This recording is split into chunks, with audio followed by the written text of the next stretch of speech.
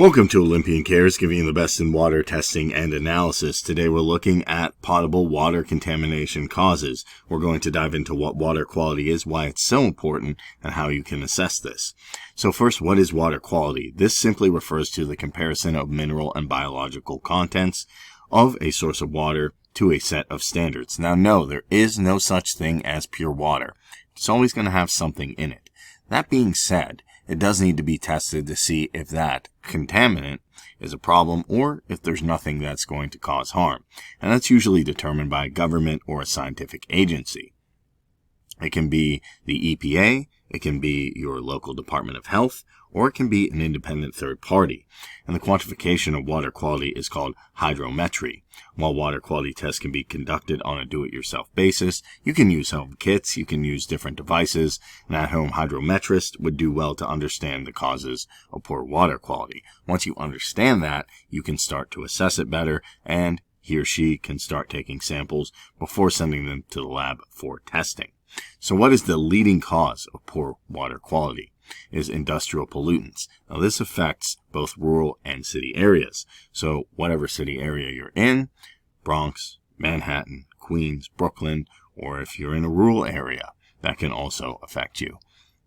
As water is essentially an ecosystem of the earth, and just about any discharge ends up in the water eventually. So that can be runoff from agricultural products, that can be from chemicals, that can be from farms. That being said, most water bodies are relatively clean and very few are toxic.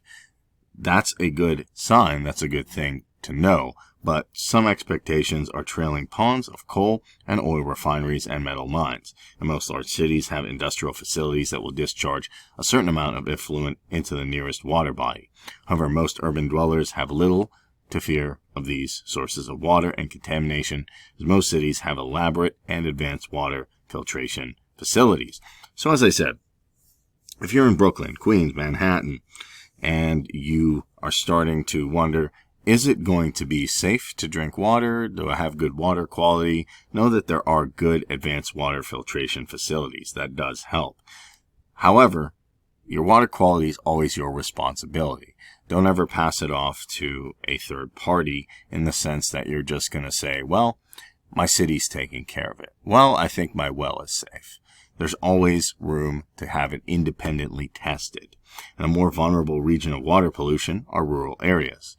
Maybe you're at Staten Island. Maybe you're in another place that's suburban, and they're very near to agricultural regions that were once agriculturally oriented. Farm runoff is the next leading cause of water pollution. Industrial farms are even more so. Even most family-owned operations spill out large amounts of fertilizer and pesticides over huge areas of land, and that rain drags this mix of chemicals and biomatter into the drainage.